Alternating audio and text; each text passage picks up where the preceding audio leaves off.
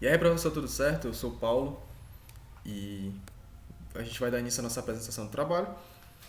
A gente implementou em C o analisador léxico e sintático e a gente pode iniciar com a primeira etapa, que é a definição dos tokens e das palavras reservadas.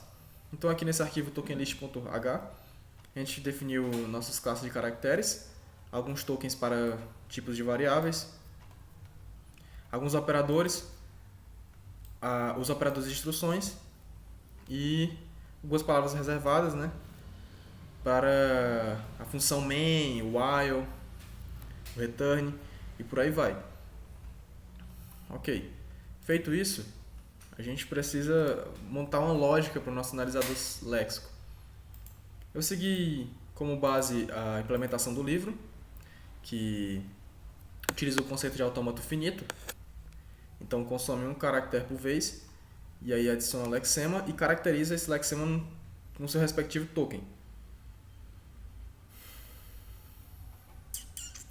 Deixa eu começar aqui na minha main. Na função main, a gente tem a criação de uma lista de tokens. No caso, se não der erro, eu abro o arquivo, né? E como a gente está analisando o próximo caractere, a gente já começa iniciando o getChar para já colocar o próximo caractere no buffer, né? Então a gente inicia a função lex, que vai ser responsável por toda a nossa tokenização. Basicamente ela inicializa um lexema como zero e chama essa função getNonBlank responsável por tirar todos os espaços do nosso código. Você não especificou se a gente precisava implementar os comentários, mas enfim, como a gente já tinha pronto, foi bem fácil, então a gente tirou também os comentários. A partir disso a gente tinha um switch que analisava o caractere e classificava ele em letra, dígito ou um caractere de linha. Isso aqui foi necessário para a gente contabilizar a linha no arquivo em que o respectivo lexema estava, para a gente poder saber a linha dele, né? Identificar o erro mais precisamente. E também temos aqui o caso desconhecido. Nosso caractere se encaixa em nenhum desses outros casos, né? Então ele vai entrar na função lookup. Essa função lookup é que vai ser responsável de identificar esse caractere que não é nem uma letra ou nem um dígito. Então aqui dentro do lookup a gente tem um caractere aqui de auxiliar, variável auxiliar, para realizar algumas operações no futuro.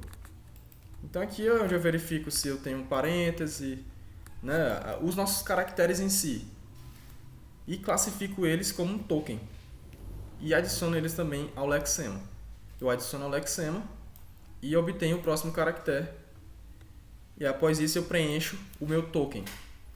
Essa função preenche token, ela consiste literalmente preencher o token. A gente tem uma estrutura de token que é composta ela é composta do tipo do token, né, que é esse define aqui, respectivo, que ele é inteiro. O nome do token, no caso é o seu nome associado aqui, para a gente ter mais uma ideia na hora de debugar o código. O próximo token, como é uma lista encandeada, a gente tem que ter um ponteiro referenciando o próximo, a linha dele e o valor do lexema. A gente também resolveu guardar tudo isso nessa estrutura de token. E aqui temos as funções auxiliares, né? Criar, inserir e printar a lista. Foi necessário foi necessário implementar essa estrutura de dados, né, personalizados para o nosso projeto. A sua implementação está aqui no tokenlist.c e é bem estrutura de dados mesmo, né? Como você não disponibiliza algo já pronto para a gente trabalhar, então foi necessário criar o nosso próprio. Enfim, essa função preenche token, ela vai preencher o token da vez e aí a cada chamada na classificação, né? Caso ele identifique aqui o nosso caractere corretamente, né? Um parêntese, por exemplo, ele vai adicionar o lexema, buscar o próximo caractere e vai preencher o token da vez com a respectiva informação, né? O seu valor e o nome dele associado. E aí ele vai sair do break, ele vai dar um break e vai sair dessa função ele tá meio grande, ele vai sair dessa função aqui na chamada do lookup no no. E aí, ao sair desse switch aqui na função lex, ele vai verificar se é um identificador.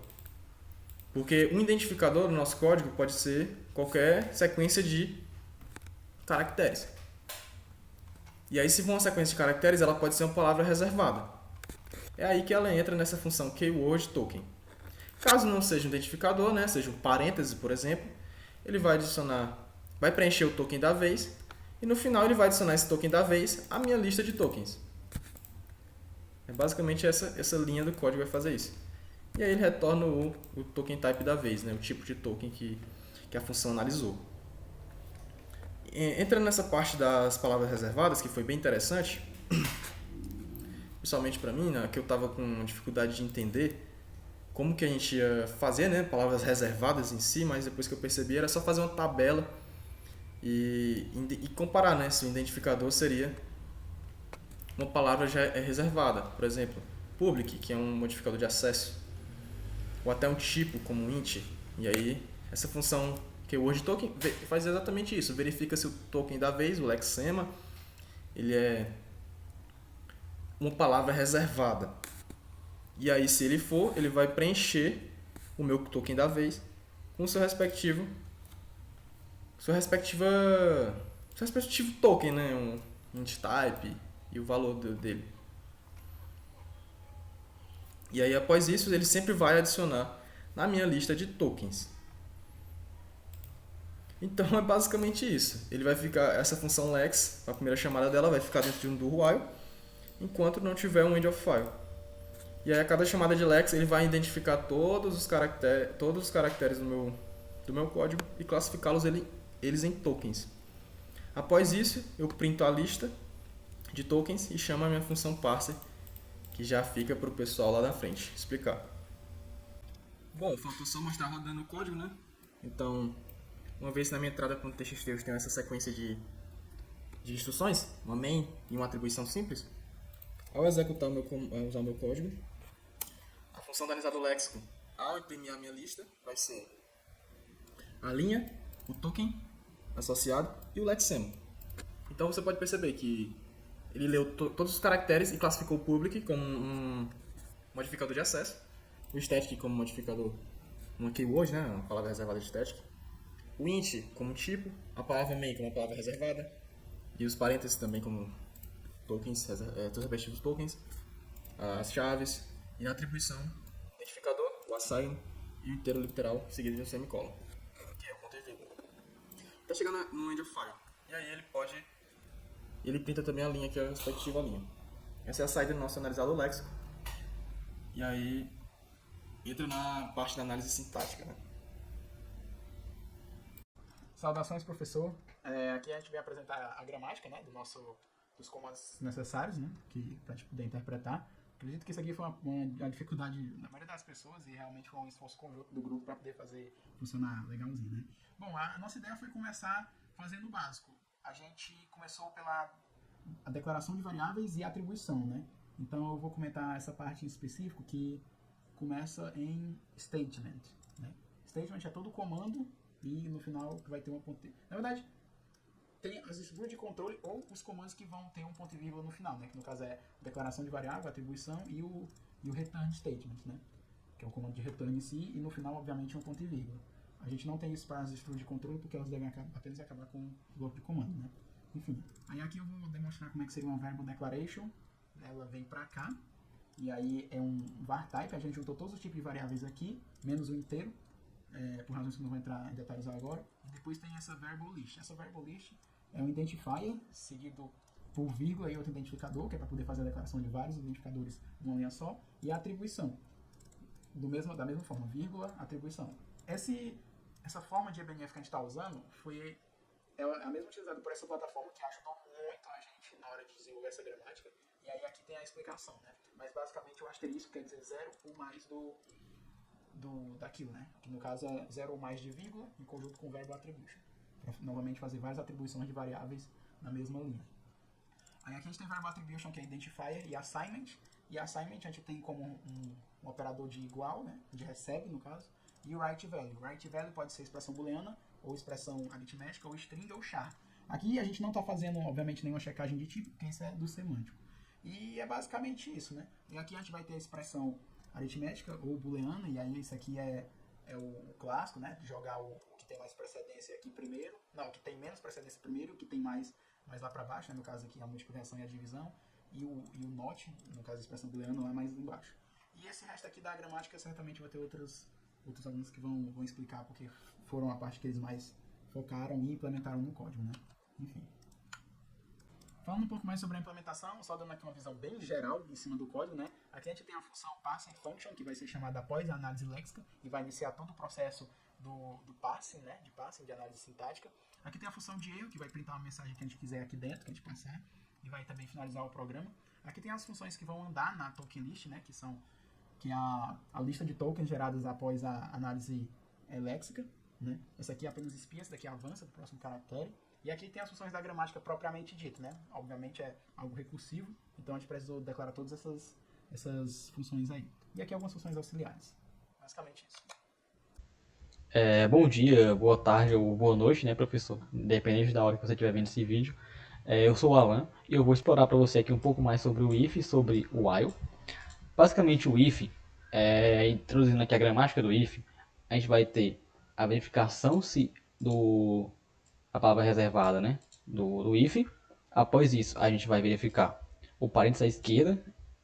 Logo após, a expressão booleana, né, se ela existe ou se não existe. E o parênteses da direita. Feito isso, o que ele vai verificar? Vai verificar o embedded statement, que vai checar o que há dentro desse if. Vale destacar que esse embedded statement, né, ele vale tanto para if com as chaves ou não. E aqui a gente tem um comando um pouco especial, né, que esse ponto de interrogação aqui, né, que ele faz referência a esse else. Basicamente ele disse que ele é ou não obrigatório. No caso aqui, como ele tem esse ponto de interrogação, ele fala que ele não é obrigatório. Mas caso tenha ele, ele vai checar o else, a existência do else, e vai também checar o que há dentro do else. Pronto. Agora o while. O while vai verificar a palavra reservada do while, né? Comando while, e vai checar a existência do parênteses à esquerda, a expressão booleana dentro dele, e o embedded statement, né, que é o que há dentro desse while. Pronto, aqui a gente tem como ter uma ideia assim básica, né, por meio da gramática, do que se trata esse if e o loop while, né. Dando continuidade, né, professor, aqui a explicação do if else. Aqui a gente vai ter basicamente uma função feita para analisar a estrutura do if else, né, em que ele irá primeiramente printar, né, que entrou, e vai verificar se o token atual é ou não o if, e após isso vai consumir o if, né? Caso ele verifique que não há, ele vai dar um erro. E ok, agora ele vai consumir o token atual parênteses à esquerda, né? Se entrar nessa condição aqui, seria verificar que o token atual é mesmo o parênteses à esquerda, né? E vai avaliar a expressão booleana dentro do parênteses à esquerda, né? Ou melhor, dentro dos parênteses. Avaliando essa expressão booleana, ele vai entrar aqui, nessa nova condição aqui, e vai verificar se o token atual é ou não o parênteses à direita, para fechar o parênteses, né? Beleza, checando isso, ele vai entrar na embedded statement, que vai avaliar o código dentro do if, né? Como explicado anteriormente, esse embedded statement ele vale tanto para um if com chave ou sem chave. E aqui temos a condição caso tenha ou não o else, né? Aqui é só um if porque não é uma condição obrigatória, né? Em que se o token atual for o else, ele vai consumir e vai avaliar o bloco dentro do else.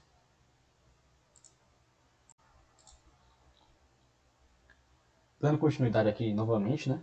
A gente vai agora analisar, por meio dessa função aqui, o loop while, né?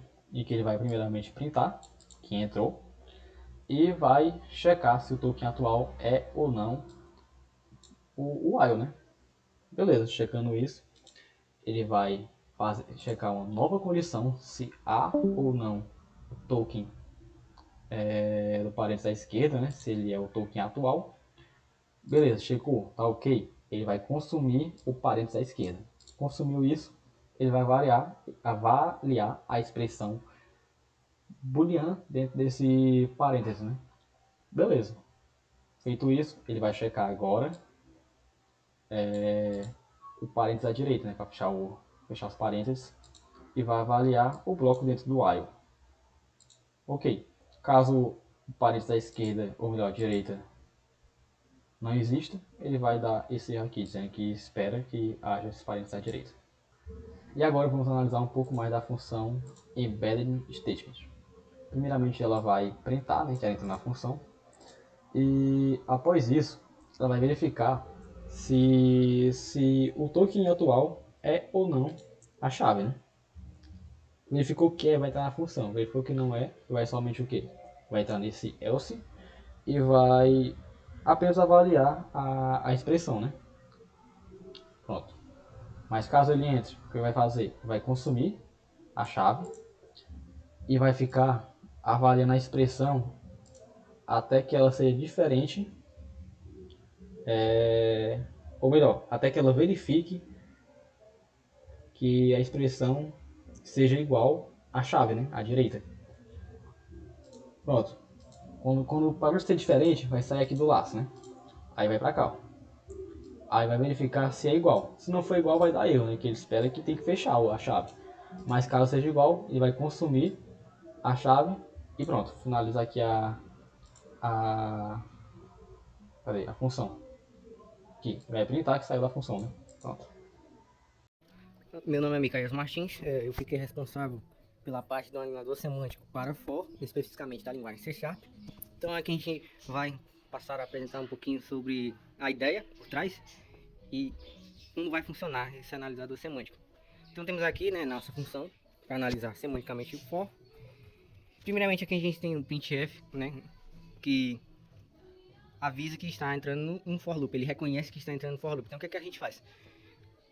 A gente verifica se o token, o tipo do token que a gente está verificando, que a gente recebe, que a função recebe, né? Que ele está armazenado numa lista de tokens. A gente verifica se o tipo dele é um for statement. Caso for, a gente pega o próximo token, ou seja, consome esse for e entra nesse if aqui. Esse if aqui a gente vai e espera que seja um parênteses esquerdo. Caso não for um parênteses esquerdo, a gente retorna a função de erro e o programa para de executar. Caso for, a gente pega o próximo token e vai para esse próximo if. Esse if aqui, ele vai verificar se tem se ele tem uma var type ou um int type, ou seja, se tem uma expressão na primeira statement do for. Caso não tiver essa statement, a gente vai para esse outro if aqui que verifica se é um ponto e vírgula, porque não pode ficar sem um ponto e vírgula, tem que ter o ponto e vírgula. Caso for um tipo de uma variável, um int, a gente chama a variável declaration, que ela vai verificar semanticamente a declaração. Caso não for, a gente chama a variável attribution. A gente faz isso também com a segunda statement.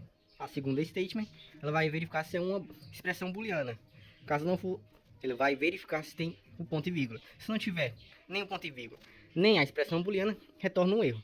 E para os dois casos, a gente pega o próximo token e manda para o próximo if para verificar a existência do parênteses direito.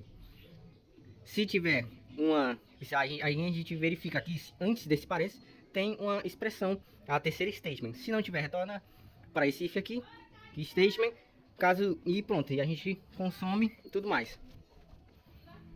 Depois que todas as verificações têm o parênteses e parênteses direito,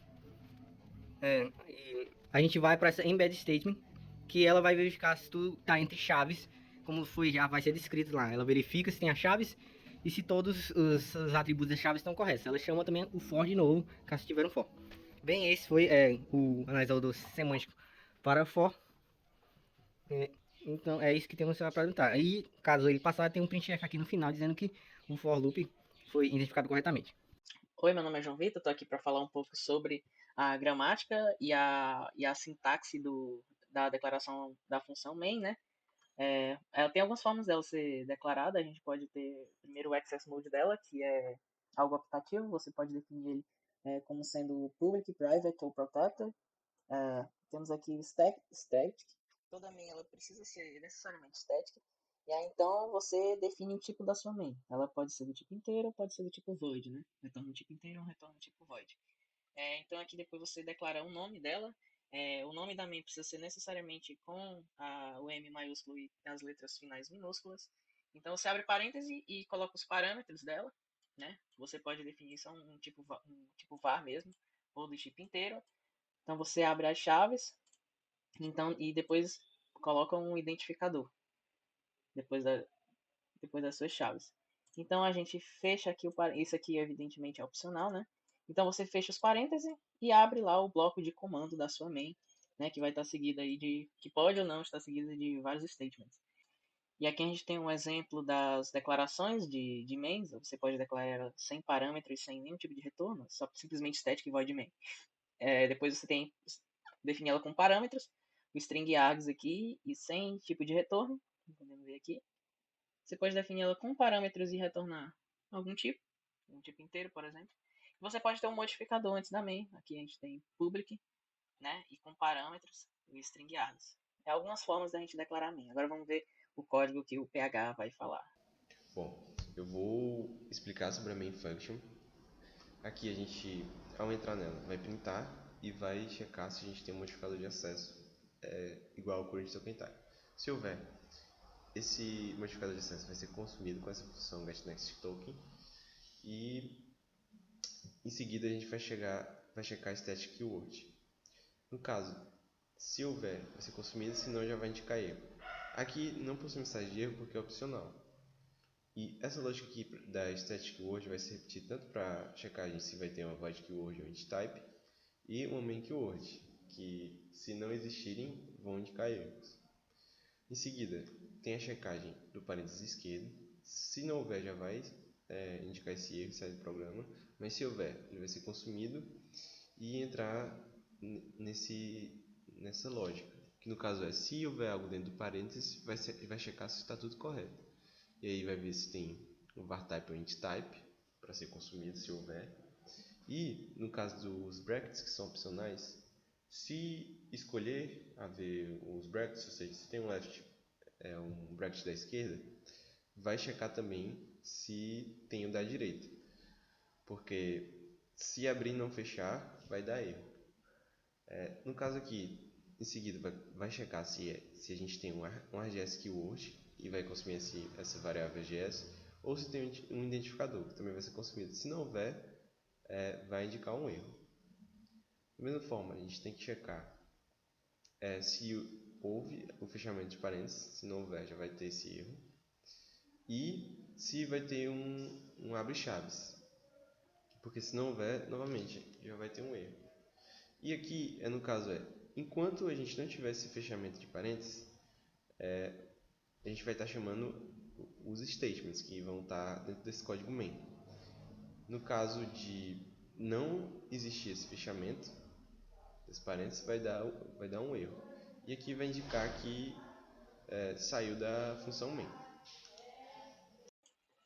Então, vamos aqui para o código rodando. Na verdade, é um exemplo bem simples, né? De uma de declaração de uma main, né? Aqui a gente tem a main static void main e aqui a gente tem uma atribuição simples, né? Então a gente tem a declaração aqui da variável, a gente tem o tipo dela, a atribuição e uma soma, a operação aritmética, né? Para ser atribuída a ela. Então a gente tem aqui a parte sintática não, a gente tem a parte léxica aqui do código, vai separar todos os lexemas, todos os tokens. Vamos aqui mais para baixo para a parte sintática. Na parte sintática a gente tem aqui a entrada do programa e depois a entrada da main, e em seguida a gente já vai para o statement, que é para o comando. Vamos lá, a gente tem a declaração de variável, a entrada do tipo dela, a gente sai do tipo, entra na lista de variáveis, a atribuição e o identificador. Aí então depois a gente entra na atribuição, a gente entra na atribuição, a gente entra no write value, a gente analisa a expressão e a gente faz aqui a conta. Entra no termo, no fator e no número inteiro, aí depois a gente sai, depois a gente entra no outro termo, no fator, no número inteiro, a gente executa aí toda a operação aritmética. Então depois a gente só sai, como não tem mais nada depois. Se tivesse, ele ia entrar novamente, né, e efetuar todo o statement que tivesse, depois ele sai e a gente, né, sai de todos os processos que a gente entrou anteriormente.